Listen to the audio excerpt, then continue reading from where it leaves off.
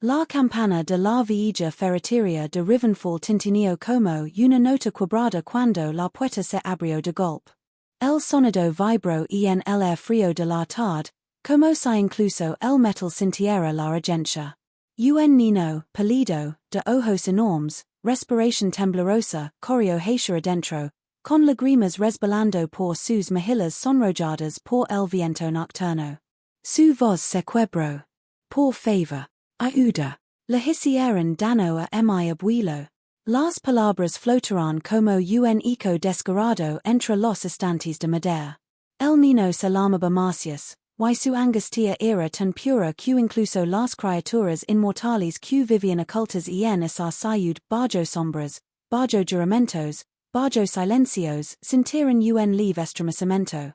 Afuera, entre dos carruajes metálicos autos para los humanos, pero cubiertas móviles para los vampiros durante la luz del día yacía un anciano. Su figura estaba doblada, su bastón partido en dos, la sangre oscura deslizándose por la comisura de su frente. Su cuerpo se veía frágil, demasiado frágil para ser lo que realmente era. Era Lord Alistair Morgan, un vampiro veterano de más de 3 siglos, que vivía ahora disfrazado de anciano mortal para proteger a su familia. Marcius era su nieto, mitad humano, mitad vampiro.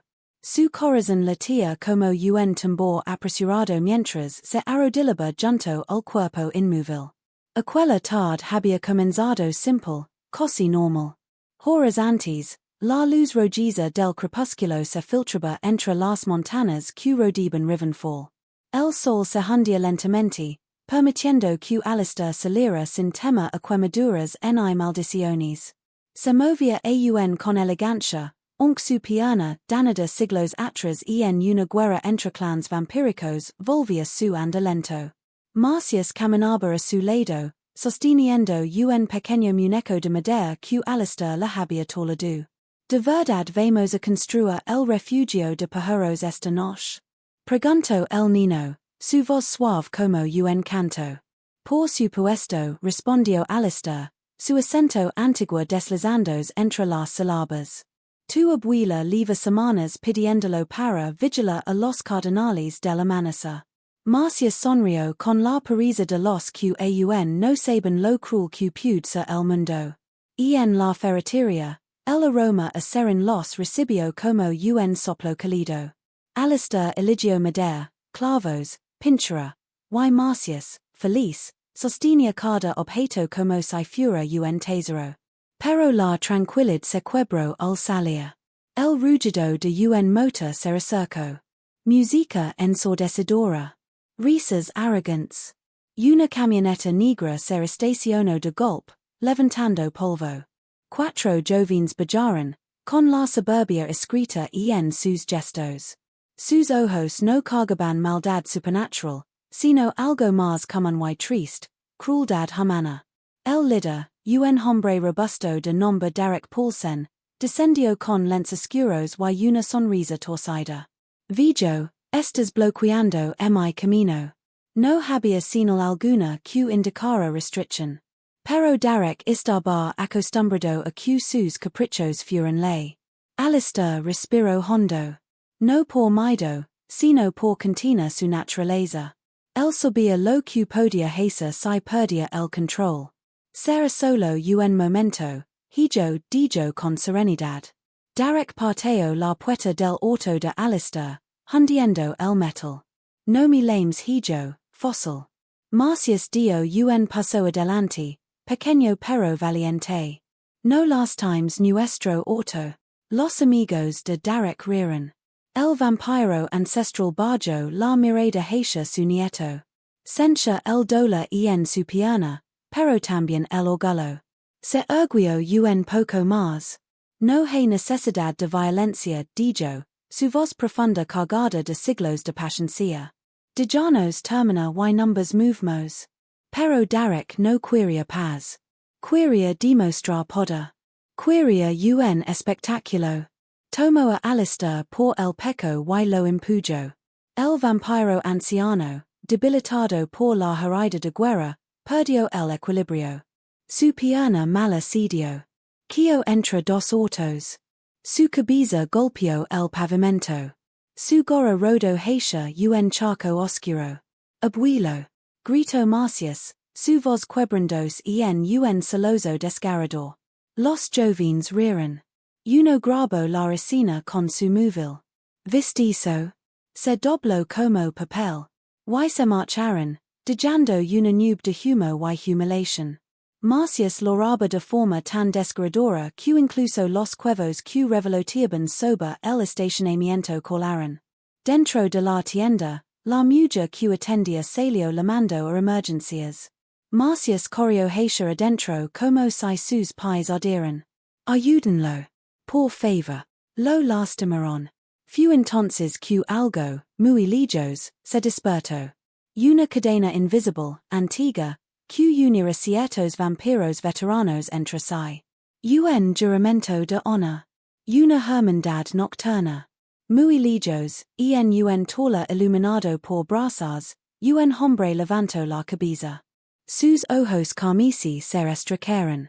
Era caden cadenas maloran, líder de la hermandad nocturna, una orden de vampiros motros que habían jurado proteger a los suyos cuando el mundo humano falara.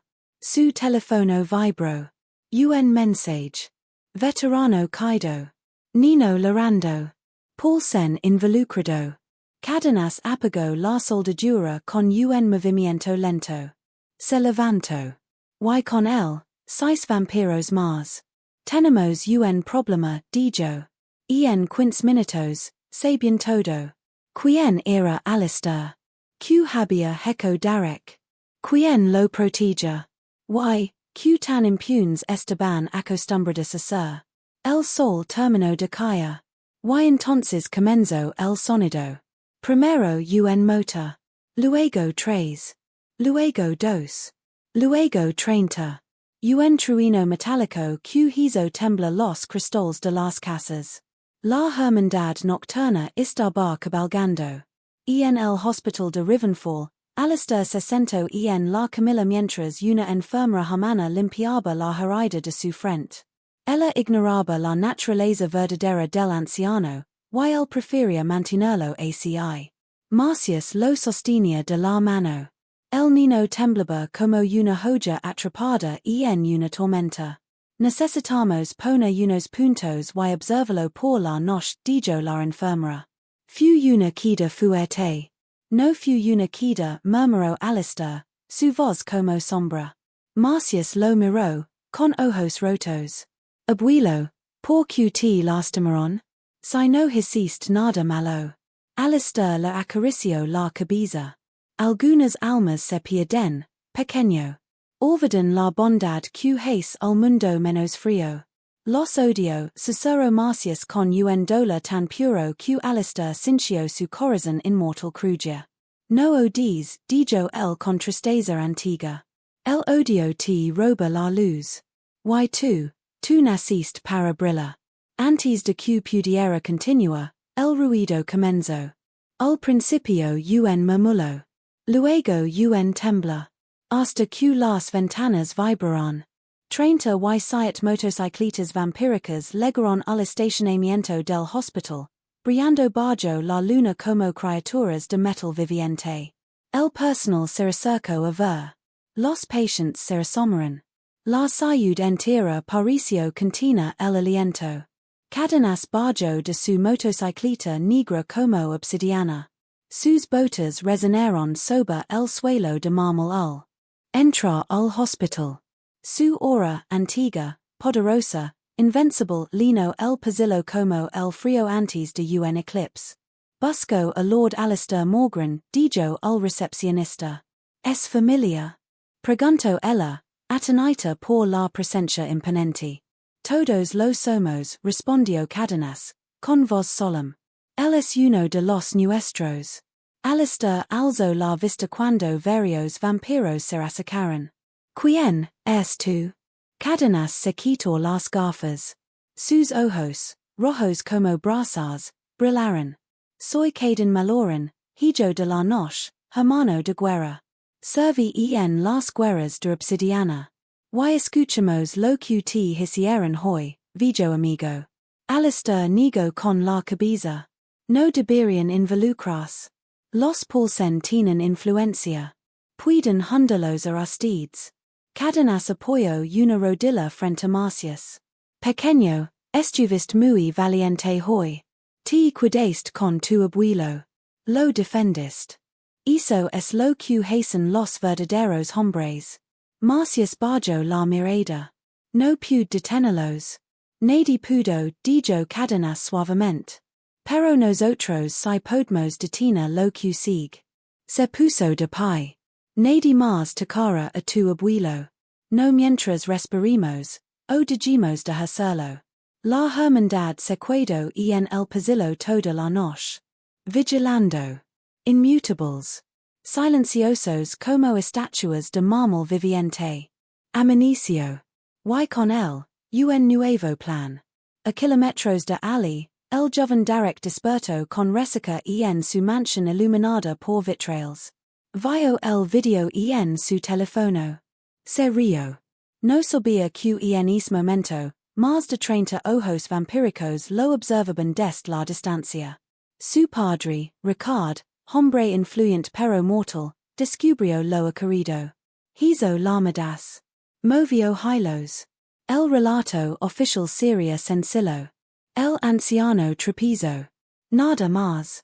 Pero la hermandad ya tenía un plan que ningún mortal podía detener.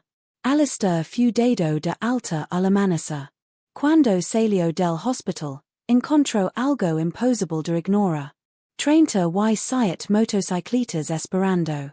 Cadenas dio un paso adelante. Venimos a escoltar a casa, Lord Morgan. Y luego, íbamos a hablar con los que creen que pueden humillar a un guerrero y caminar impunes. No, susurró Alistair. Sí, respondió Cadenas.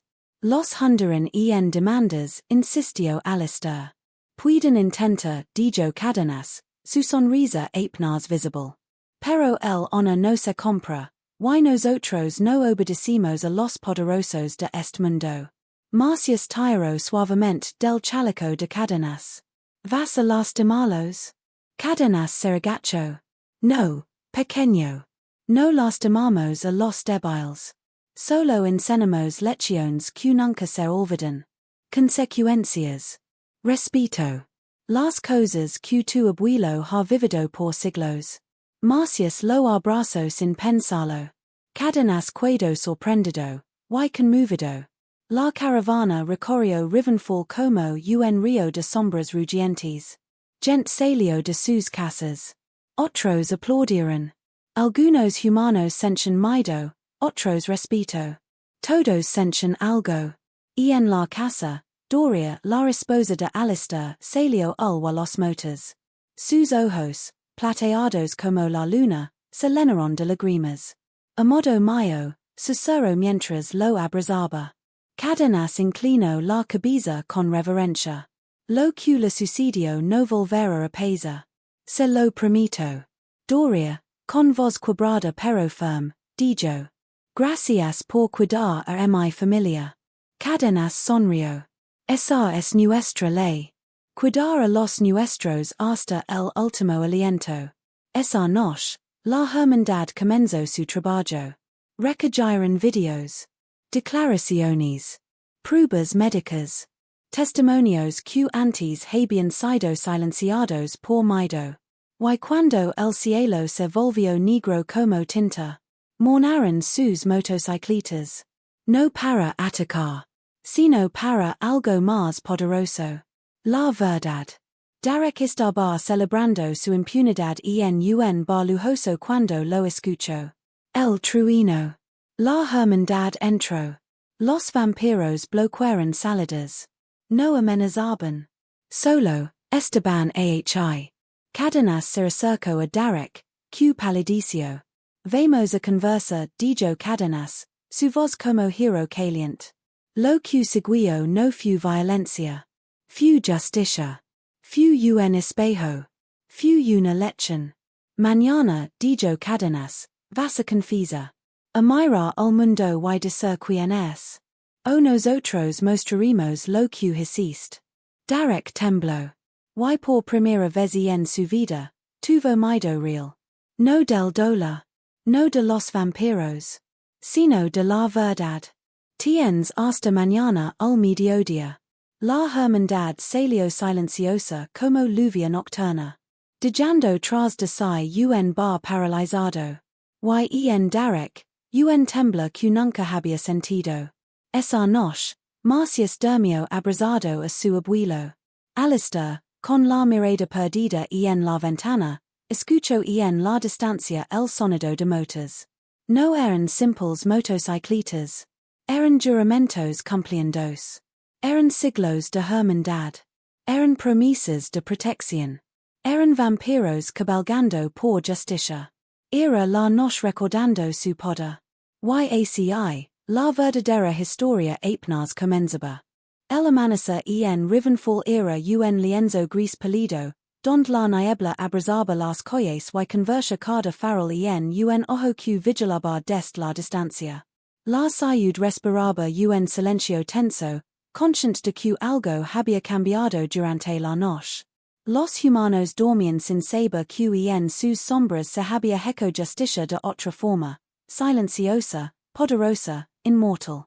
En la mansión de los Morgan, Alistair caminaba lentamente por los corredores adornados con retratos antiguos y vitrales góticos que reflejaban su rostro pálido en fragmentos de luz.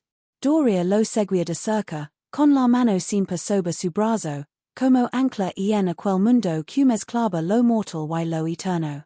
¿Crees que ellos pagaron? Preguntó Doria con un hilo de voz. Alistair suspiró, apoyando la palma en el mármol frío de una columna. Su mirada se perdió en los ventanales que daban al bosque más allá de la propiedad. No es cuestión de pagar, dijo. Es cuestión de que comprenden que hay límites. Que hay cosas que ni el poder ni el dinero pueden comprar. Marcius apareció en la sala, con su pequeño cuerpo aún temblando por la adrenalina de la noche anterior. Sus ojos reflejaban miedo y fascinación a partes iguales, como si los secretos de su mundo recién comenzaran a abrirse ante él. Abuelo, dijo en un susurro. ¿Qué pasa con Derek? Alistair se agachó y tomó su rostro entre sus manos. Su tacto era cálido, inmortalmente cálido, pero con la suavidad que solo un abuelo podía dar. Él aprenderá, a su manera. Pero tú debes aprender algo más importante. Nunca permitas que el miedo gobierne tus decisiones. Él no asintió, pero la curiosidad en su mirada no podía ocultarse. En las calles de Rivenfall, Derek Paulsen despertó con un dolor que no provenía de la cabeza ni del cuerpo. Era un dolor más profundo, un miedo nuevo, el miedo a la verdad reflejada en ojos que no podían mentir, en silencios que no podían ignorarse. La hermandad nocturna había dejado su mensaje claro, el mundo de los inmortales no se doblaba ante la arrogancia de los mortals. Ricard Paulsen, el padre de Derek, intentaba recomponer la narrativa en los periódicos locales, pero incluso su influencia se sentía débil frente a la María silenciosa que la hermandad representaba. No entienden, dijo Derek con voz quebrada, mientras miraba el mensaje grabado en su móvil. No entienden que todo puede ser olvidado con dinero. Su reflejo en el espejo mostraba un rostro pálido, distinto. Por primera vez, la impunidad se había marchado. Esa misma tarde, Alistair decidió que era tiempo de un cambio más profundo. Marcius debía entender el mundo en el que vivía, no solo como un niño humano, sino como un híbrido, mitad mortal, mitad inmortal. Debía aprender que la bondad y la fuerza podían coexistir, que la justicia no siempre era sencilla, pero que el honor era eterno. Marcius, dijo mientras caminaban hacia el bosque detrás de la mansión. Hoy te enseñaré algo que muchos olvidan. El niño lo miró expectante. La paciencia, continuó Alistair. No se trata de esperar que el mundo haga lo correcto. Se trata de esperar el momento en que tú puedes hacer lo correcto. Tomaron senderos estrechos, cubiertos por hojas humidas y raíces retorcidas. El aire olía a tierra mojada y a misterio antigua, como si el bosque mismo respirara con siglos de secretos. En claro, Alistair detuvo a Marcius. Dejó que el niño se sentara sobre una roca cubierta de musgo, mientras él abría un cofre pequeño de madera que contenía armas y reliquias de sus años de guerra. Esto es parte de nuestro legado, dijo. Pero no para que las times, sino para que proteges.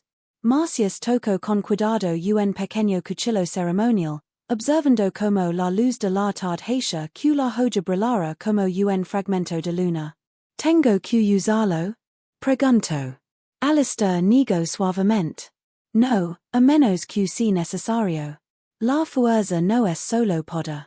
Es discernimiento. Sabe cuando y como actúa. El niño asintió. Comprendiendo la lección más allá de sus años. Esa noche, la salud entera sintió la presencia de la hermandad. Las motocicletas resonaban como un rugido metálico, atravesando callejones y avenidas, recordando a todos que la justicia puede lega silenciosa y rápida. Un bar apartado, Derek intentó evadir la realidad, pero el sonido de motores se convirtió en un eco constante. La sombra de los vampiros era imponente, y la ansiedad se apoderó de su corazón mortal. Por primera vez, la arrogancia no funcionaba. Por primera vez, la impunidad no era una opción. Caden Maloran entró al bar sin prisa. Sus ojos carmesí recorrían la sala, y los mortals presentes apenas respiraban. La hermandad no buscaba sangre, buscaba claridad, lecciones, recordatorios de que cada acto tenía una consecuencia. Derek Paulsen, dijo Caden con calma mortal. Es hora de enfrentar lo que hiciste. Derek palideció, y por un instant, la multitud humana no comprendió la gravedad de la situación. Pero los vampiros cada gesto, cada silencio, cada mirada estaba cargada de siglos de experiencia, de códigos inquebrantables. No entienden, balbució Derek. Yo. Entenderás, interrumpió Caden. Y si no lo haces, numbers aseguraremos de que la lección se aprenda. Mientras tanto, en la mansión Morgan, Doria y Alistair preparaban la llegada de los aliados. Algunos vampiros más jóvenes llegarían pronto, enviados por la hermandad para reforzar la seguridad y mostrar a Marcius la red de protección que lo rodeaba. ¿Crees que Marcius está listo? Preguntó Doria, su voz cargada de preocupación. Alistair la abrazó por la cintura, su presencia cálida y eterna. No hay preparación para todo lo que vendrá. Pero si podemos enseñar a sobrevivir, y cuidar a quienes ama. Eso es lo que hace un vampiro fuerte. Cuando la noche, las luces de la ciudad parecen titular frente a un cielo sin luna, como si el propio firmamento guardara secretos. La mansión brillaba tenue, rodeada por figuras inmóviles, silenciosas, que aguardaban señales. En el bar, Derek fue obligado a hablar. Su confusión comenzó titubeante, pero cada palabra se sintió como una piedra cayendo en un lago silencioso. La hermandad escuchaba, implacable pero justa. No había necesidad de violencia, la verdad era suficiente para romper la arrogancia de un mortal acostumbrado a salir con la suya. Cada testigo humano que se encontraba en el lugar no entendía del todo lo que ocurría, pero la tensión y la seriedad llenaban el aire. Derek comenzó a temblar de una forma que ningún dinero ni influencia podían remediar. La lección estaba calando hondo, mucho más allá de lo físico. La justicia inmortal no se compra ni se evade. Caden y los suyos dejaron el bar finalmente, silenciosos, como la lluvia que cae sobre los tejados góticos de la ciudad.